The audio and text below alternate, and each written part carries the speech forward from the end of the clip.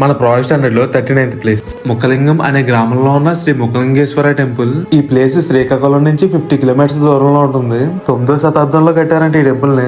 వందల సంవత్సరాలైనా చెక్ చెదరకుండా చాలా బ్యూటిఫుల్ గా ఉంది. ఈ టెంపుల్ చుట్టూ శివలింగాలు, అద్భుతమైన వరాహ శిల్పం కూడా ఉంది. ఇక్కడ ఉన్న స్తంభాల మీద శాసనాలు రాసుంటాయి. ఈ టెంపుల్ యొక్క ఆర్కిటెక్చర్ గురించి అయితే ఎంత చెప్పినా తక్కువే. డెఫినెట్లీ అందరూ విజిట్ చేయాల్సిన టెంపుల్ ఇది. అప్పట్లో ఈ ఊర్లో జైనులు, బౌద్ధులు కూడా ఉండేవారంట.